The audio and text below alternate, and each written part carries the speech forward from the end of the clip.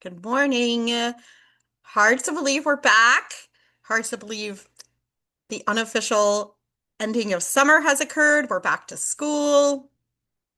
Lots of new faces with us this morning. So, I want to take a minute to do introductions. We're missing Mel this morning. We're wishing her a great vacation. Can't wait to hear about it when she gets back. So, just gonna go around my Hollywood squares if that's okay with everybody. So, Lauren, you happen to be first on my screen. If you could just uh, do your name and your position here, that'd be great. Um, my name is Lauren. My position is foster care placement coordinator. Most of you know me through handling respites primarily. Thanks, Lauren. Riley, welcome aboard. Hi, I'm Riley. I'm going to be a new FFT clinician. We're so happy you're with us. Happy to be here. Talia, Hi, I'm Talia, and I am the FFT clinician as well. we're so happy both of you are here. Welcome to your first support group craziness. Good morning, Michelle. Good morning. I'm Michelle, and I do training and licensing. And so much more. And we're so glad you're still with us. Good morning, Nalita.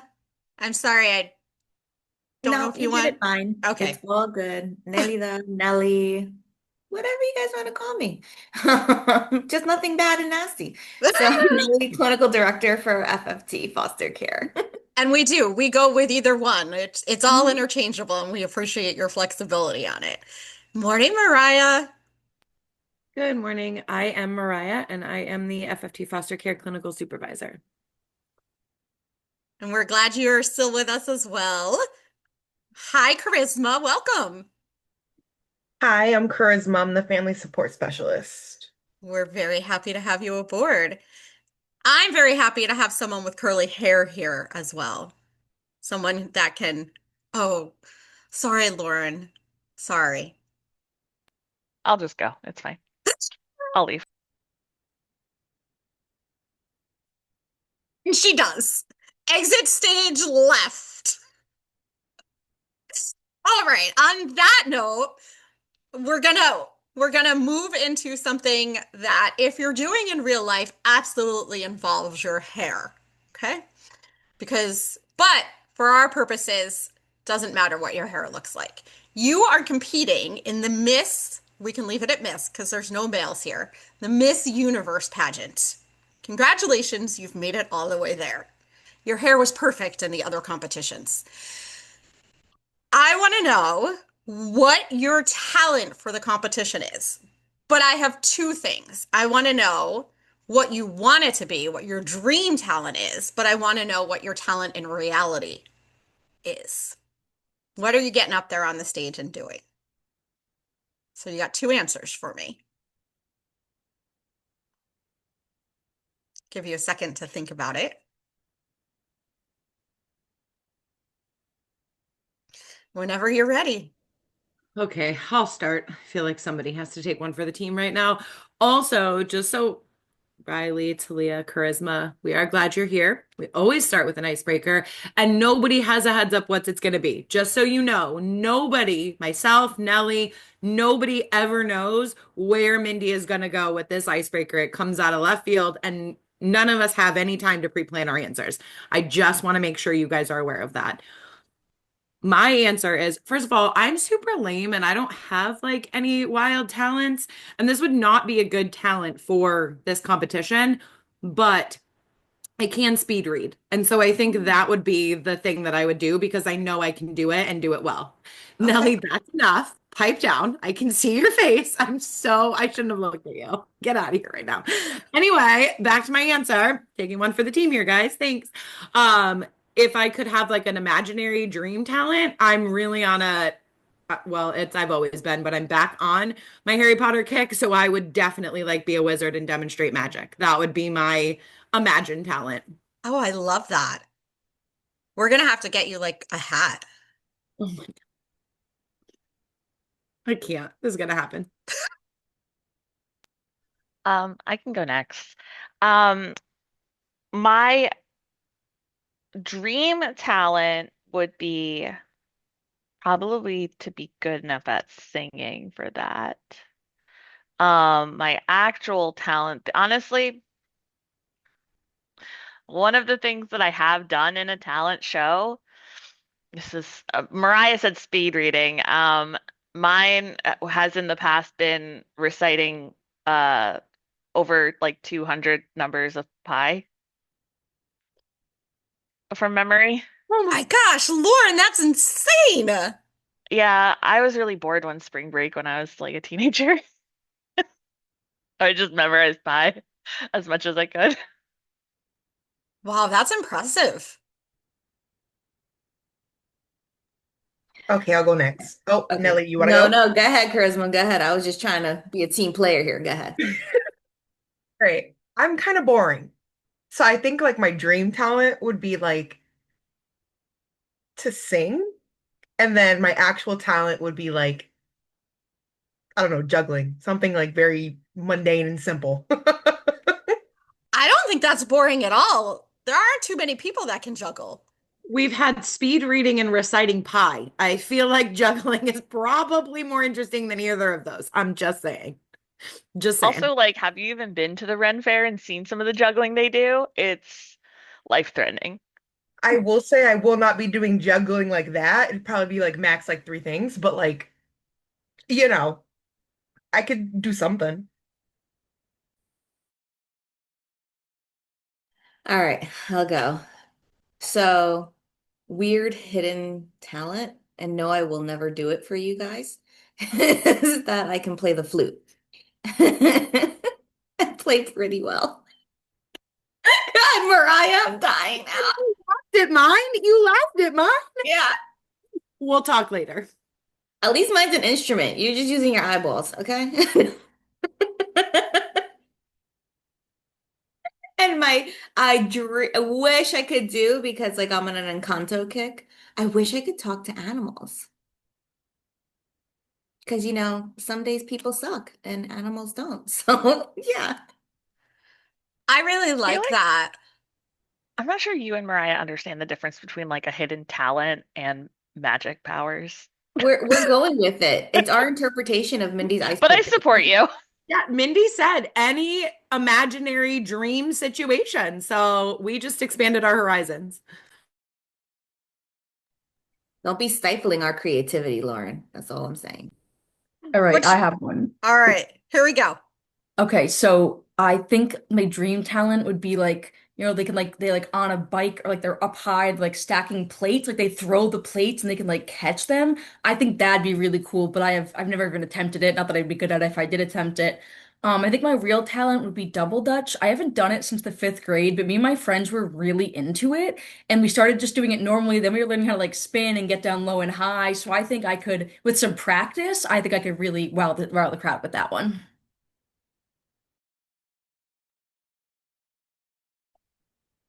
I I haven't heard know. about double dutch in ages. That's really cool. Sorry, I didn't mean to interrupt you, Talia. No, no, you're good.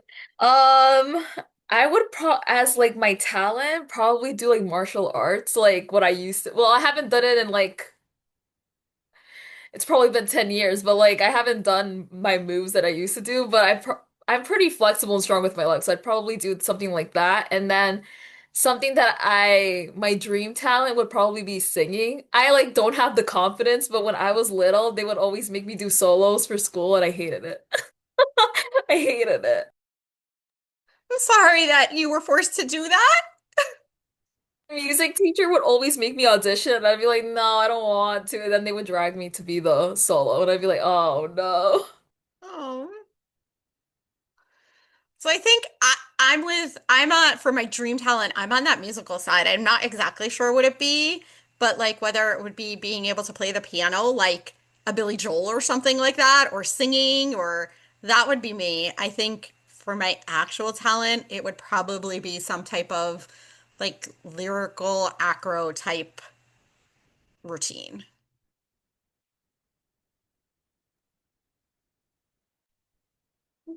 So for a dream talent, I would say singing. It was a toss up. It was singing and understanding what babies talk about when they're babbling.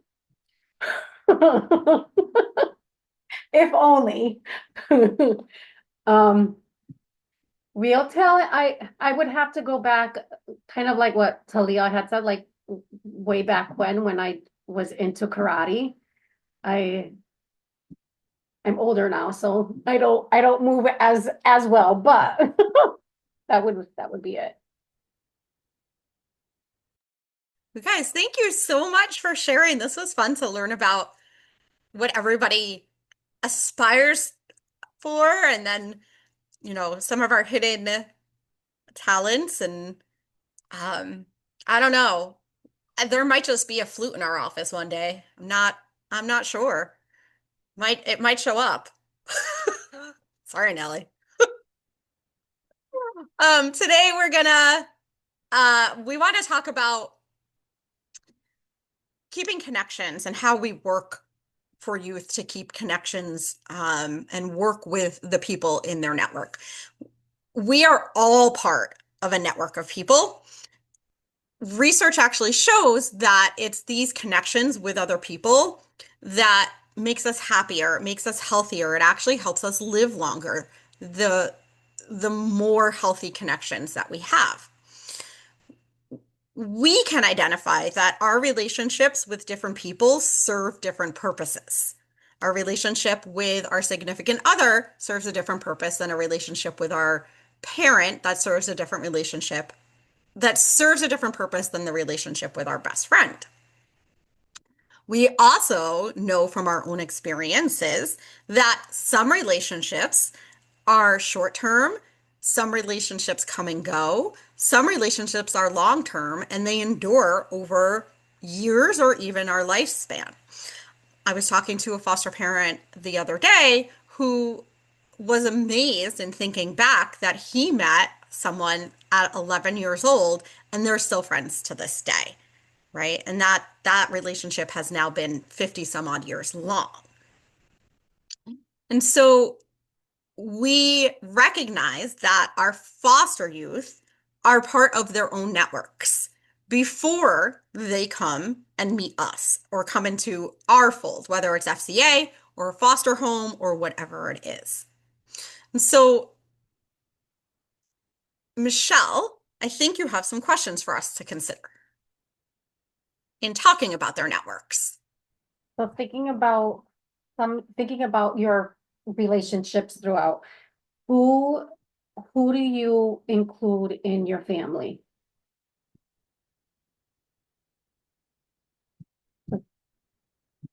And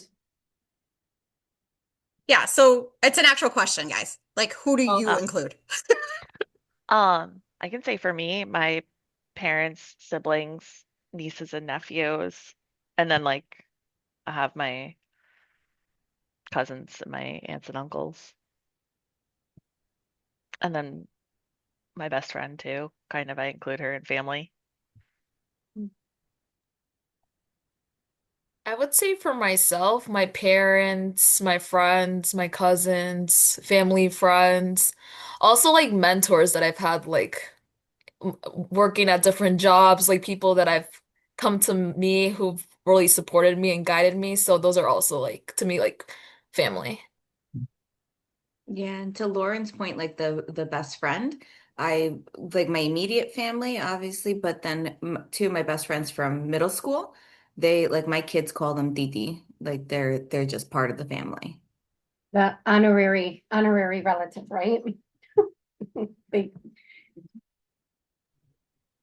For me, it would definitely be like my best friend, my sisters, my cousins, my mom, my in-laws. I consider, well, we're not even officially married, but I consider them like heavily my family. So I don't know, I feel like my family network has definitely expanded over the years. So it definitely includes like people that I've worked with in the past that I worked years with. So yeah. Mine's pretty similar. Siblings, parents, cousins, aunts, and uncles. We have family friends who are not blood related, but that doesn't matter. They're still our family. It's kind of the easiest way to explain than trying to backtrack that our grandmas have been friends for years and whatever. The only other one that I didn't hear anyone else mention is I include the pets in my family. I refer to my cat. So if you don't know it's a cat, you'd almost think I'm talking about a person. But I think no matter the size of the animal, I still count them in a family, whether it's a fish, a cat, a dog, a goat, any of the above. Wait, does your cat have a human name then? Ella, yeah. Perfect. So blends right in. Riley, that's exactly what I was going to add. I was going to say everybody kind of that everybody already said, except I would also include my dog.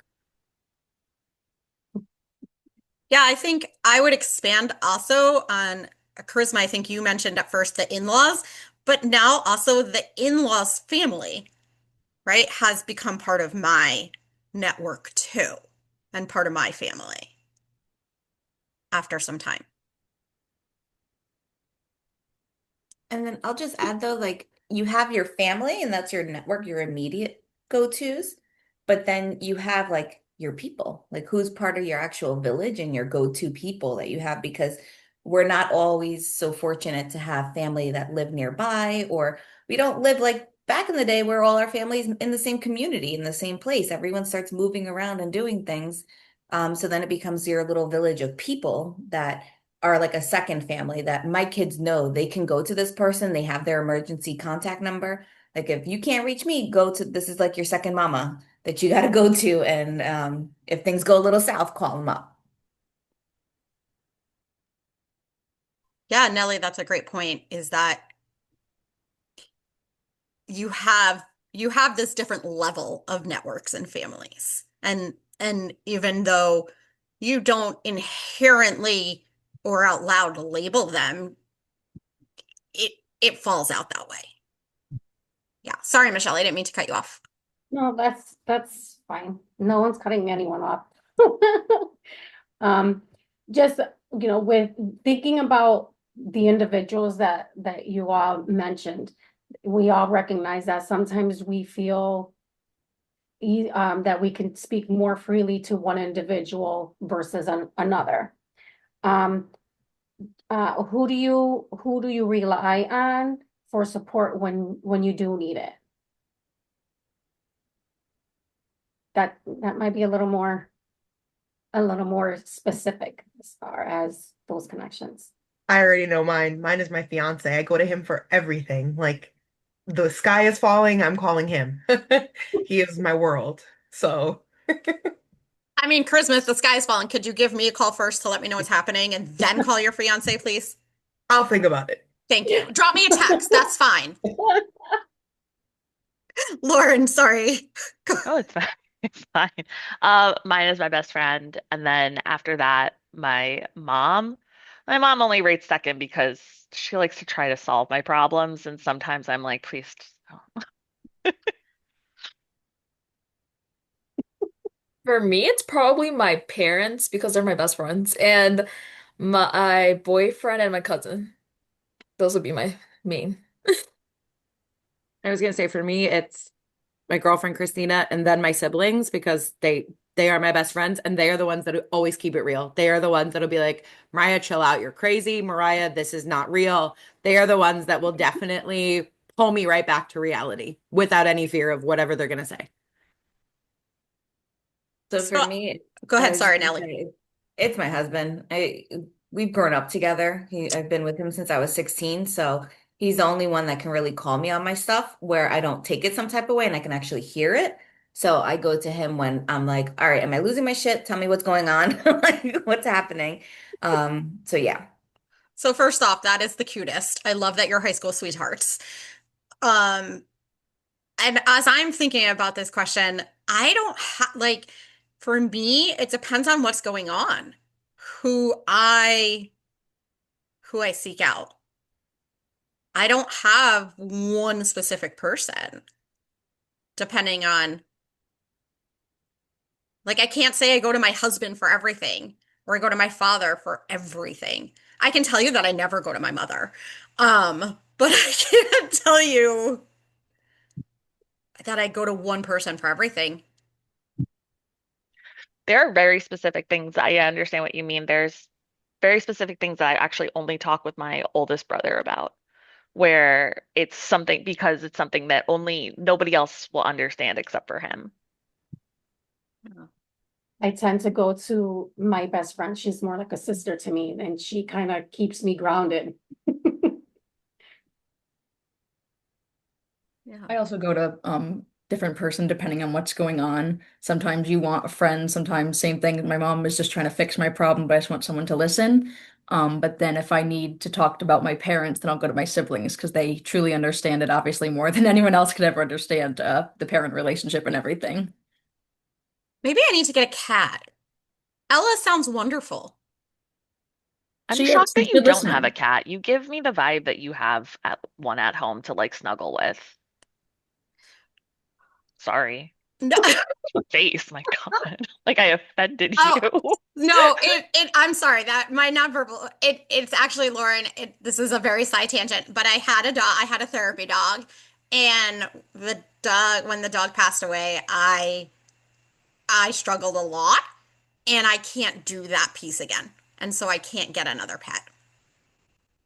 So that's the reaction. It's not, it's trauma. It's a trauma reaction. Okay, sorry. So back to the connections that our youth have. Um, Michelle, I'm sorry. We completely derailed? Where do we need to go get us back on track? No, we're on target. Everybody needs a therapy pet. They're clearly the best ones to go to talk about As things. as long as they don't touch the coffee. Right. My therapy dog loved Michelle's coffee. Michelle and my therapy dog went at it. Um, but we know these different connections that we have with all the people we just talked about. They are foundational, right, to our development, and they're foundational for our foster youth. It's foundational in helping us develop our social skills. It's foundational in helping develop our identity. Nellie, you talked about, and Mariah, you too, you talked about that. It will, it helps ground you. It helps, people will call you out. People will tell you like, hey, you're seeing this way. Hey, what's going on for you that you're having this struggle, because this isn't generally you, right? So it truly helps you form who you are. And so it's natural that when our foster youth are moved to a foster home, they want to maintain connections. And so, how do we, as providers, professionals, foster parents, new teachers, everything, move beyond our own discomfort with these connections from their past? How do we move beyond that, our own discomfort? How do we work with that to allow them and help them keep these connections? Now, I'm not talking about any safety issues. Clearly, if there's a protective order, clearly, if that person was on a visit and abused them, right? That I'm not talking about those. I'm talking about when it is safe. So, again, how do we move beyond it?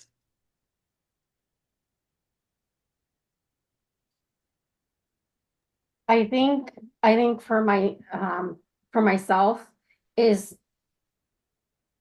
kind of try to put myself in that parent's shoes, um, and recognize that, they've gone through, they have their history, they have potentially their own trauma.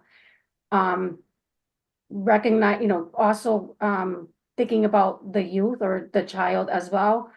And each other miss each other, right? And so how would I, put myself that, how would I react and how would I try to keep connections or, with particular individuals that I feel close to, if all of a sudden I wasn't able to talk to them on the phone, or I wasn't able, to meet them at a restaurant? How can I continue to support a relationship.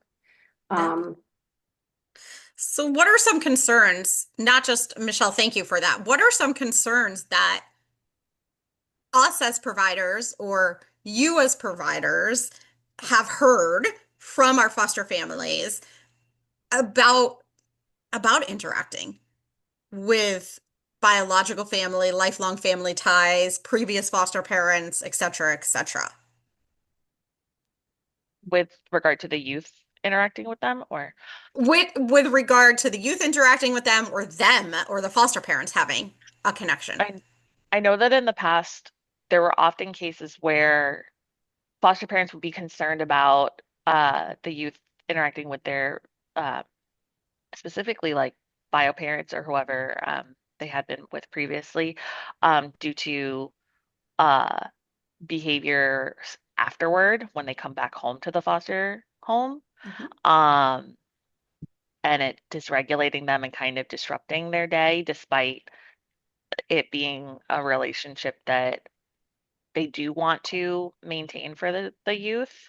Um, and also, I know concerns of whether or not people are, uh, what type of influence they are on the youth too.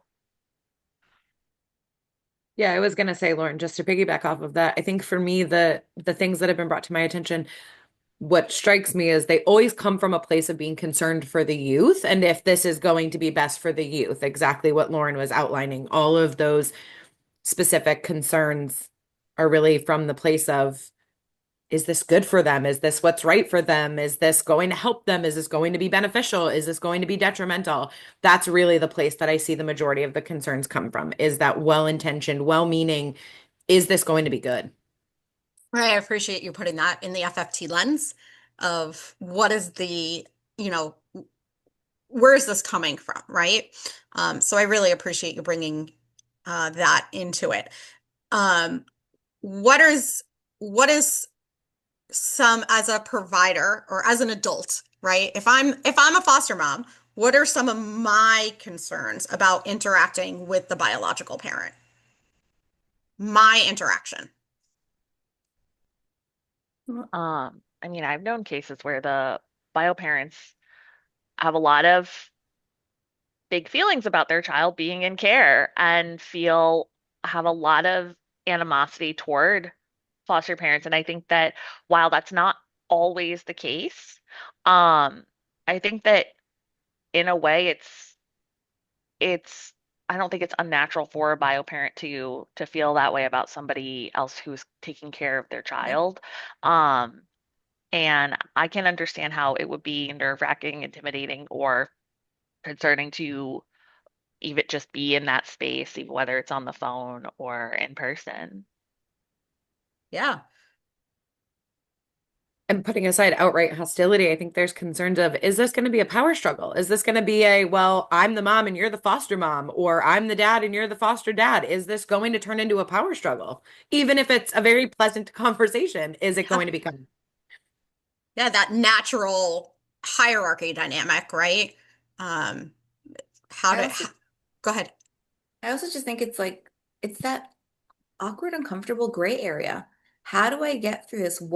Where is the line? Am I gonna cross the line? Am I gonna, are they gonna want to know too much information about me? Am I gonna be asking too much questions about them? Because it's not a quote unquote normal situation. It's hard. I wish I knew a better word for it, but I'm taking It's a care of less your common child. situation. Yeah. And I'm taking care of your child and we're trying to form this relationship. So where are the boundaries? And I think that's where it becomes very uncomfortable. Like, how do I maintain the connection while also respecting my own right for privacy and their right for privacy? Nellie, I think your use of the word awkward was perfect. It is awkward. There's really no two ways about it, right? And I think it's awkward on both sides. I've never been on the biological or, side or the grandparent side, whomever, right? I've never been on the side of having a youth removed from me. But I can't imagine it is it is not awkward for them. Because I imagine on their side, there are feelings of shame and guilt and, feeling judged and all of that. And so the awkwardness is on both sides. So knowing that it's awkward for everybody going in, what would be some thoughts on how to overcome it? How understanding that now everybody's feeling awkward.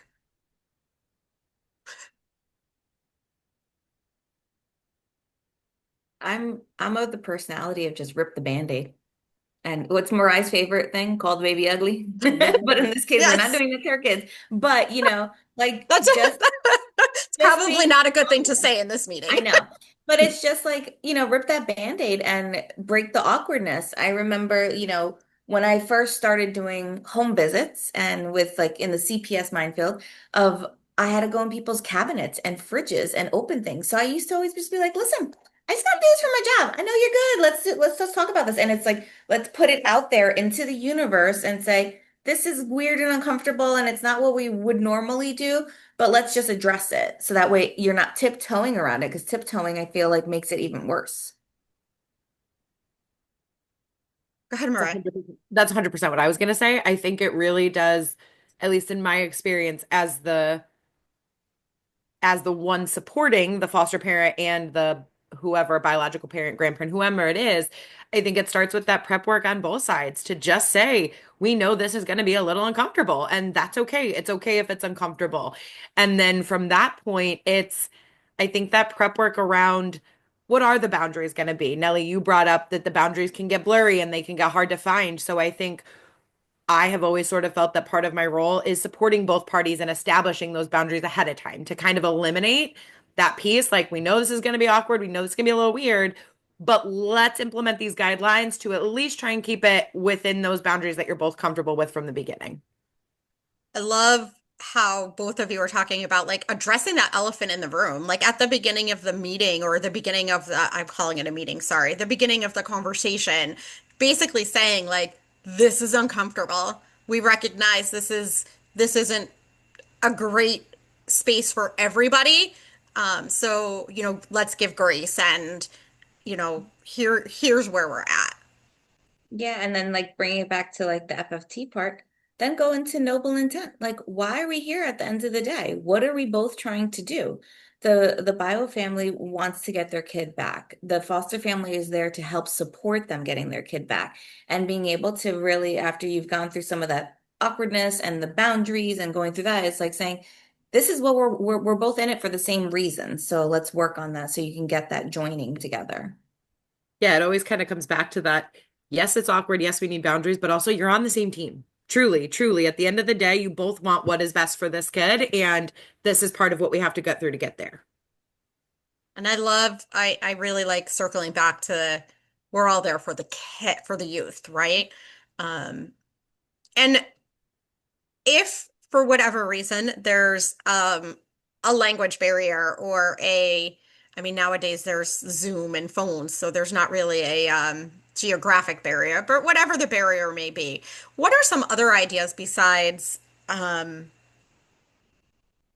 having that constant meetings and other things, in the past I've heard of like foster parents that set up separate emails. And so there's um, whether they're sending pictures or they're sending a copy of a report card or, things of that nature to keep that lifelong connection. Have you guys heard of any other unique ideas? Hi, Lauren. I love how Lauren's Um, raising her hand. well, I don't want to interrupt. Well, so I actually used to have, when I used to do RTFT, I had a parent, and a bio parent and a foster parent, um, trade a journal back and forth. Um, bio or foster parent would include some photos printed out in it when they would bring it back, but when they spent time with their child, it would be in the child's bag and everything. So you could hear about it. I think the child was under 3 years old. So it just kind of a foster parent would just write about their week a little bit, and then bio parent could also write back anything they wanted to them, and or ask any questions. And they traded this little journal back and forth. That's a great idea. Especially since you brought up the age, right? At that age, the child's not the most reliable reporter. Everything happened yesterday or tomorrow. So, I love that idea. That's a great one. Thanks for sharing, Lauren. Now Nellie's raising her hand. What is going on? Lauren starts a trend. We got to go with it. Oh. So, I was just thinking about like the ways we maintain our connections and just trying to think about the values or things that kids are used to in their previous and in their biological home, in their family home. Are there smells that they're used to, food that they're used to, customs before bed, like things like that, so that the foster family knows about that and can help provide that support so they can feel comforted and still maintain those, family values, whether they're cultural or just from their home. Trying to incorporate things into daily life, for lack of a better term. That's a great admit, trying to bring in some of those pieces. Great ideas. Anything else?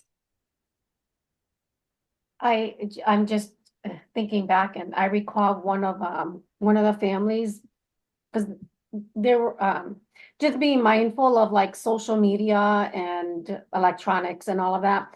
What this particular foster family did was they had an extra cell phone. So if there was a phone call or anything like that, they would utilize that phone, give it to the youth, allow for that contact to occur, and then when it was time to when that scheduled time was done, they would just kind of take the phone and put it away. This way, it eliminated the constant 2 o'clock in the morning, chatting, texting, not just besides their parent, but as well as other and other individuals that they were trying to reach out to. So they were just being mindful of that to contain as much as they could. Yeah.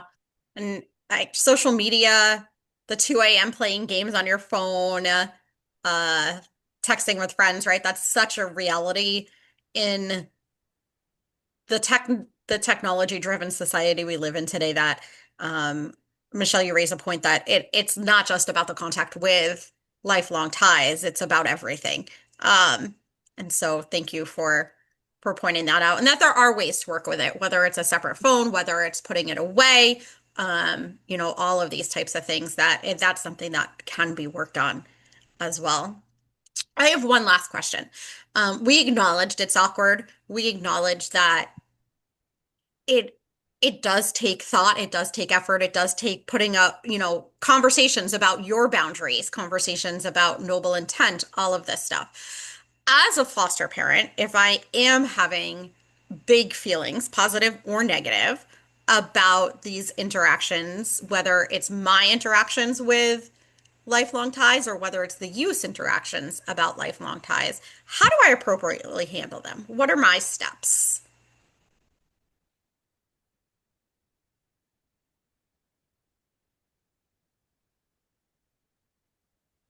I mean, for me, I would say first and foremost, I'm imagining in this scenario that I'm the clinician working with the family. I would say bring it to my attention first and foremost before we talk to the youth about it, before we address it in that capacity, because it's okay to have big feelings. Like foster parents are humans too, and they're allowed to get frustrated, angry, all those things. So I would rather them come to me first so that we could talk it through before we then formulate a further plan to address it.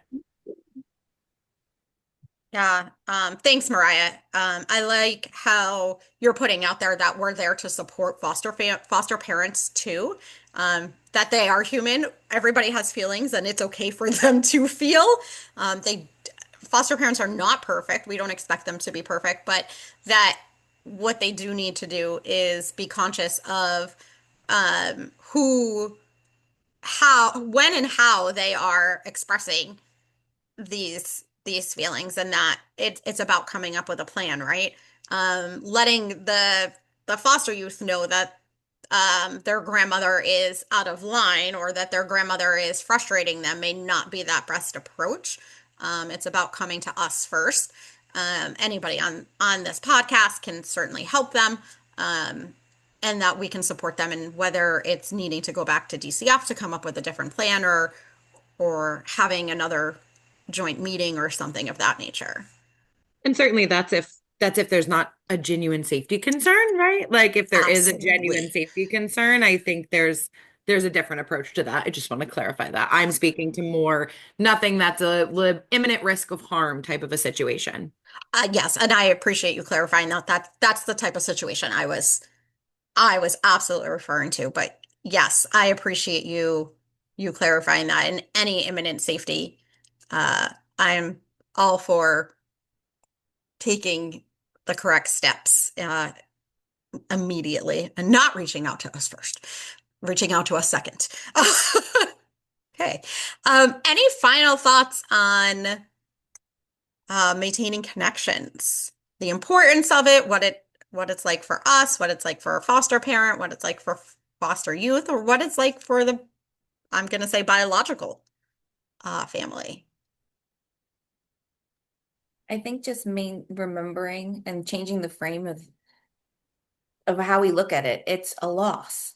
Maintaining connections is about a loss. And if we look at it as they lost someone that they would see on a daily basis, and it's important for them to be able to talk to them, see them, or have some kind of contact, I think we see it differently than if we're just like, oh, they just want to talk to this person. No, it's about a loss. They don't have that connection anymore readily available. Yeah, I think Michelle started us off really, really well when she said asking the foster parent or the biological parent, grandparent, whomever it is, to put themselves in the shoes of the kid first and foremost. I think that mindset and Nellie, that perspective shift is really where this process moves in a positive direction. So maybe it's a great exercise. Oh, sorry, go ahead, Riley. I just like the saying it can be used in a lot of different scenarios. Both can be true. That's obviously depending on the scenario. You can have a good connection with more than one parental figure, more than one friend, sibling, things like that. I just think both can be true as a phrase that can be used in a lot of different scenarios, and this is just one of them. That you can have a connection with two people at the same time. Doesn't make one better than the other or one worse than the other. Thank you. That's such a valid point and so applicable in this situation. And hopefully, as we wind down this podcast, everybody will take a minute as they hang up and they'll take stock of who their network is and who they rely on and what it would be like if, to Nellie's words, they had that loss and they weren't able, somebody made the decision that they couldn't see or talk to that person as often as they wanted to, and how they would want to be supported in maintaining that connection. So with that, thank you so much, and we'll see you next month.